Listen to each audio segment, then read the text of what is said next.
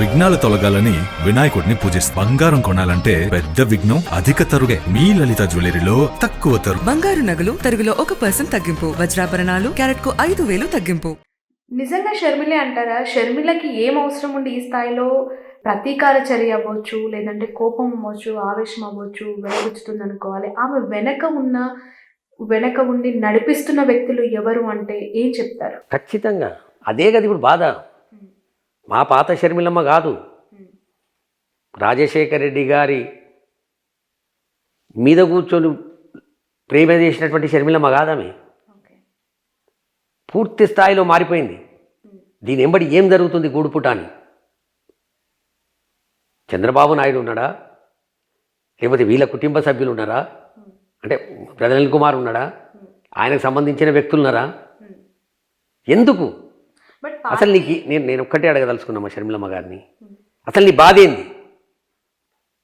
నీకున్న బాధ ఏంది చెప్పమ్మా. మాకొద్దు, మీ కన్న తల్లికి చెప్పండి. తల్లికి అన్ని తెలుసు అని చెప్తున్నారు. తెలిస్తే ప్రత్యక్ష సాక్షి తల్లి చెప్తున్నా. వినమ్మా, 2 కళ్ళు ఆమెకు. విజయమ్మ గారికి జగన్మోహన్ రెడ్డి గారు ఒక కన్ను అయితే షర్మిలమ్మ గారు ఒక కన్ను. ఏం చెప్తుంది ఆమె పాపం? నేను ఇప్పుడు విజయమ్మ గారి మాట వెళ్ళింది కనుక, నేను మొన్న ఏ డిబేట్లో అయితే సాక్షి డిబేట్లో ఆంధ్రప్రదేశ్ ప్రజలకు జగన్మోహన్ రెడ్డి గారి మీద ఒంటికారి మీద దాడి చేస్తున్నటువంటి షర్మిలమ్మ గారి మాటలకు బ్రేక్ పడాలని నేను తీవ్రంగా, చాలా తీవ్రంగా ఆమె మీద వాస్తవాలను చెప్పింది. దానికి ఆంధ్రప్రదేశ్ ప్రజలకు మాత్రం చాలా క్లారిటీ వచ్చింది. రాఘవరెడ్డి గారు చెప్పిన దాంట్లో వాస్తవం ఉందని తెలుసుకురాలు. ఎవరికన్నా కొంత ఇబ్బందికరమై ఉండి అరే అన్నా చెల్లెళ్ళ మధ్యన ఏమన్నా ఉందా అని ఆలోచన చేసేటోళ్ళకు కూడా క్లారిటీ వచ్చింది. కానీ మా విజయమ్మ గారికి ఎంతో కొంత బాధ ఉంటుంది, ఎందుకంటే జగన్ గారు ఒక కొడుకు అయితే షర్మిలమ్మ గారు ఒక బిడ్డ కొడుకు మీద ఎంత దాడి చేసినా ఏం చేసినా ఆమె మనసులో బాధ పెట్టుకుంటుంది తప్ప ఆమె బిడ్డలు ఎవరన్నా అంటే కొంత బాధపడే అవకాశం ఉంది. కనుక మీ ద్వారా నేను విజయమ్మ గారికి నేను చెప్పింది వాస్తవాలు. కొంత తీవ్రంగా మాట్లాడడానికి కారణం కూడా రాజశేఖర్ అన్న బిడ్డను చాలా కష్టపడి 10 సంవత్సరాలు ఇబ్బందులు పడి ప్రభుత్వాలకు వ్యతిరేకంగా, సోనియా గాంధీకి వ్యతిరేకంగా జైళ్ల పాలై అనేక కష్టాలు పడి ఇలా రాజశేఖర రెడ్డి గారి పేరును చిరస్థాయిగా ఆంధ్రప్రదేశ్లో ఉండేటట్టు చేస్తున్నటువంటి జగన్మోహన్ రెడ్డి గారి మీద స్వయాన రక్త సంబంధం పంచుకొని పుట్టినటువంటి షర్మిలమ్మ చేసిన దాడికి మనస్సు కలత చెంది అంత తీవ్రంగా మాట్లాడవలసి వచ్చిందమ్మా. మీ మనసుకి ఏమన్నా బాధ అయితే నేను మాట్లాడింది మాత్రం వాస్తవమే. నేను ఏ విషయం మాట్లాడిన ఆ రోజు అవన్నీ కూడా హకీకత్, ఫ్యాక్ట్స్, వాస్తవాలు. కానీ మీ మనసుకు బాధ అయితే మాత్రం నన్ను క్షమించమని నేను కోరుకుంటాను. అండ్ షర్మిల గారి వెనక బ్రదర్ అనిల్ పార్టీ వ్యవహారాలు ఉండి చూసుకోవట్లేదు, పార్టీని పూర్తిగా ఒంటి చేతితో షర్మిల గారి నడిపిస్తూ ఉన్నారు అని చెప్పి ఇక్కడ హైదరాబాద్ లోటస్ పాండ్లో బాగా చర్చ జరిగేది. ఆయన ఇన్వాల్వ్మెంట్ ఏ స్థాయిలో ఉండేది అనుకోవాలి అప్పట్లో? అంటే ఆయన ఫ్రెండ్స్ అవ్వచ్చు, ఆయనకు సంబంధించిన కొంతమంది సమీప వ్యక్తులు అవ్వచ్చు షర్మిల వెనుకున్నారు తప్ప బ్రదర్ ఇన్వాల్వ్మెంట్, అనిల్ ఇన్వాల్వ్మెంట్ ఎక్కువగా లేదు అని అనేవారు. అందులో నిజం ఉందా? వాస్తవం. బ్రదర్ అనిల్ కుమార్ గారిని ఎక్కడ కూడా వీళ్ళు కౌంట్లో పెట్టుకోలేదు. ఆయన ఎక్కడ పర్వా చేయలే, అసలు నాకు ఇజ్జతే ఇయ్యలే. నిజంగా చెప్పాలంటే బ్రదర్ అనిల్ కుమార్ గిట్ట పార్టీ విషయంలో, వైఎస్ఆర్ తెలంగాణ పార్టీ విషయంలో కొన్ని సూచనలను ఆమె విన్నుంటే ఇవాళ ఆంధ్రప్రదేశ్ పిసిసి ప్రెసిడెంట్గా వచ్చినటువంటి కర్మ లేకుంటుండే. కానీ బ్రదర్ అనిల్ కుమార్ గారిని ఆ వెనుక ఉన్నటువంటి దుష్ట శక్తులు, నేను పేర్లు కూడా చెప్పదలుచుకోలేదు, ఎందుకంటే వాళ్ళ ఏదో పెద్ద మనము మునగాళ్ళం చేసినట్టు అయిపోతుంది. ఆ దుష్ట శక్తులు ఈమెను కీలుబొమ్మ చేశారు. బ్రదర్ అనిల్ కుమార్ గారిని కూడా కీలుబొమ్మ చేశారు. వాళ్ళ మాటలు పట్టుకొని ఈ నలుగురు, అనిల్ కుమార్ గారు వారి 3 సహచరులు షర్మిలమ్మ గారిని కూడా బ్లాక్మెయిల్ చేస్తారు. అది ఏదో సంథింగ్ రాంగ్. ఈమె ఒరిజినల్ షర్మిలమ్మ కాదు, అది నేను వాస్తవంగా చెప్తాను. కానీ షర్మిలమ్మ గారికి మాత్రం ప్రజలకు చెప్పవలసినటువంటి అవసరం ఉంది. తెలంగాణ ప్రజలకు కావచ్చు, తెలుగు ప్రజలకు కావచ్చు, ఆంధ్రప్రదేశ్ ప్రజలకు కావచ్చు. ఎవరడిగితే తెలంగాణలో పార్టీ పెట్టినవు, ఎవరు నీ దగ్గరకు వచ్చి సంప్రదిస్తే తెలంగాణ ప్రజల గురించి నువ్వు ఆలోచన చేయవలసిన అవసరం వచ్చింది. 7 సంవత్సరాల తర్వాత తెలంగాణ రాష్ట్రం ఏర్పడ్డ తర్వాత 7 సంవత్సరాలకేమో తెలంగాణ గుర్తొచ్చింది. ఇవాళ ఆంధ్రప్రదేశ్లో నిన్ను ఎవరు స్వాగతిస్తే, ఎవరు నిన్ను రిక్వెస్ట్ చేస్తే నువ్వు ఆంధ్రప్రదేశ్లో పార్టీలో పీసీసీ ప్రెసిడెంట్ రాలుగా పోయినావు. ఇది మొదలు జవాబు చెప్పాలి. నువ్వు అక్కడ పోయి నేను రాజశేఖర రెడ్డి గారి రక్తం నా శరీరంలో ప్రవహిస్తుంది, రాజశేఖర రెడ్డి గారి రక్తం, ఇక్కడనేమో కోడలను అని ఈడతి పలబడితివి. ఆడపోయి బిడ్డను నా రక్తం రాజశేఖర సాబ్ రక్తం ఒకటే పంచుకున్న కాదన్నడవడు. నీకెందుకు అనుమానం వస్తుంది అంటే ప్రజలు నిన్ను అక్కడ యాక్సెప్ట్ చేయట్లేదు. ఆల్రెడీ వైఎస్ఆర్ గారి వారసుడు ఎవడయ్యా అంటే ఇవాళ పుట్టిన పిల్లగాని నుంచి 90 ఏళ్ళ ముసలాయన వరకు కూడా జగన్ గారు అని చెప్తారు.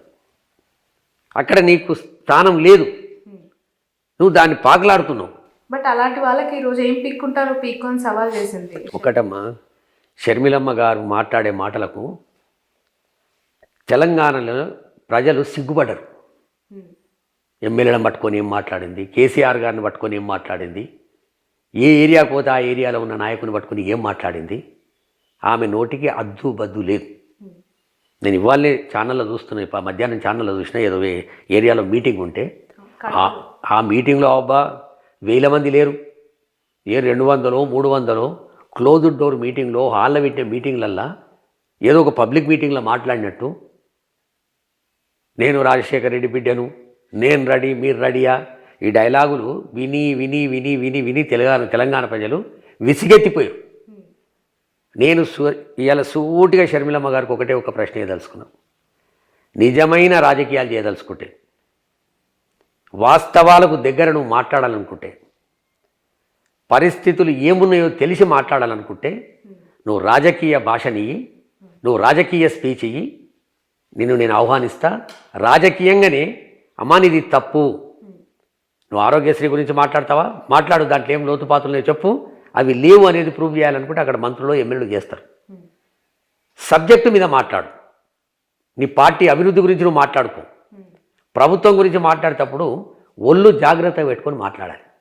నువ్వేదో వాగిపోతున్నావు, వాళ్ళు దానికి జవాబిస్తున్నారు. దానికి నీ లాంగ్వేజ్ చూస్తుంటే విపరీత బుద్ధి తోడిపోతున్నట్టు అనిపిస్తుంది. బట్ చూస్తున్న ప్రజలకి చాలా అగ్రెసివ్ స్పీచెస్ ఇస్తూ ఉంటారు. ఏం పీక్కుంటారో పీకోని అంటారు. ఇక్కడికి వచ్చి నువ్వు మగాడవేనా అని ఒక ఎమ్మెల్యేని గతంలో సంబోధించడం, దాన్ని కూడా మేము కవర్ చేయాల్సి వచ్చింది. నా క్వశ్చన్ ఏంటంటే, నిజంగా షర్మిల గారి నేచర్ ఏంటి అంటే, ఇప్పుడు జగన్ గారు కోపిష్టి అనేవాళ్ళు, మరి అది ఎక్కడ చూపించాలో అది మితంగా 4 గోడల మధ్య మేబీ ఆయన కోపం చూపించారు. కానీ ఇలా ఎక్స్పోజ్డ్ ఏరియాలో షర్మిల గారు చేస్తున్న ఈ కమెంట్స్ని ఆమె క్యారెక్టర్ని డిసైడ్ చేస్తాయి కదా. ఆమె సాఫ్ట్, లేదంటే అగ్రెసివ్, లేదంటే చూసి కొడుతుంది అనే టైపా? మీరేం చూసారు తన దగ్గర నుంచి చూసిన వాళ్ళు? నేను వైఎస్ రాజారెడ్డి గారిని కూడా చూసిన, ఆయనతో తిన్నా, ఆయనతో మాట్లాడినా. రాజశేఖర రెడ్డి గారితో అయితే చాలాసార్లు భోజనం చేసినాం. మా ఇంటికి కూడా వచ్చి మా గృహప్రవేశం ఉంటే ఒక 8 గంటలు మా ఇంట్లో ఉన్నాడు. అప్పుడు జగన్ గారు కూడా వచ్చిండు, రామచంద్రరావు గారు కూడా వచ్చాడు. జగన్ గారిని చూసిన, ఇక జగన్ గారిని అయితే చాలా దగ్గర చూసినట్టు. వైఎస్ఆర్ కాంగ్రెస్ పార్టీలో పనిచేసిన, పార్లమెంటు మెంబర్గా నాకు బీఫామ్ ఇచ్చిండు. వాళ్ళ ముగ్గురి లోపల కూడా ఒక కషి, ప్రజలకు సేవ చేయాలి, పదవి ఉన్నా లేకున్నా.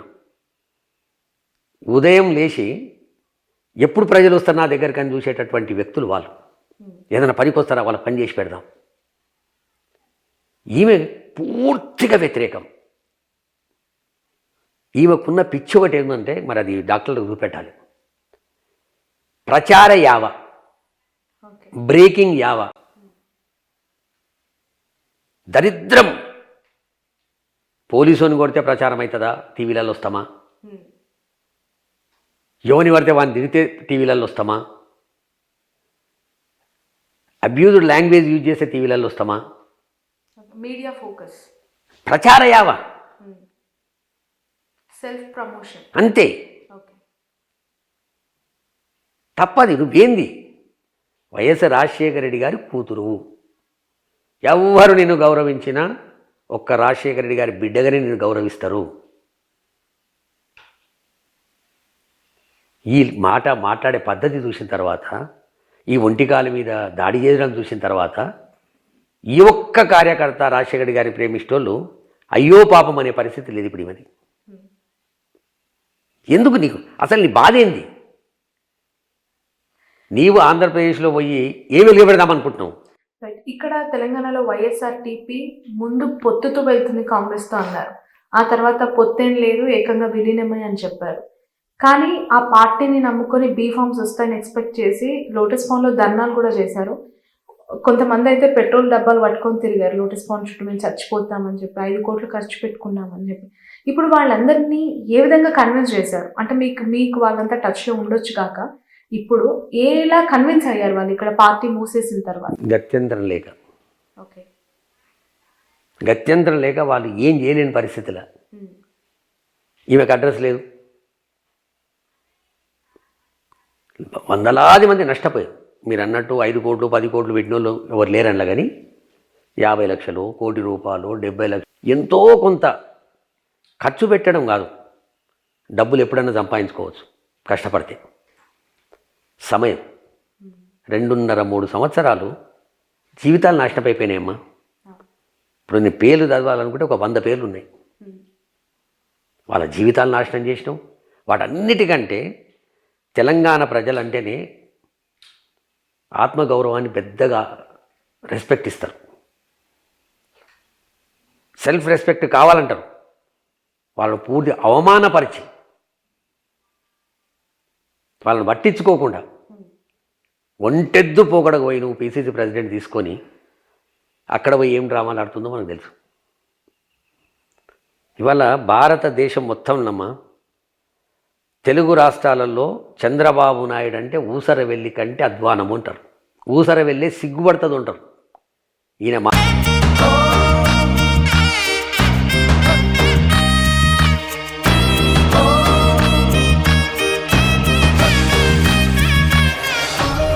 విఘ్నాలు తొలగాలని వినాయకుడిని పూజిస్తాం. బంగారం కొనాలంటే పెద్ద విఘ్నం అధిక తరుగే. మీ లలిత జ్యువెలరీలో అది లేదు, మార్కెట్లోనే తక్కువ తరుగు. వినాయకుడి కటాక్షంతో అందరింట్లో బంగారం, వజ్రం, వెండి నిండాలి.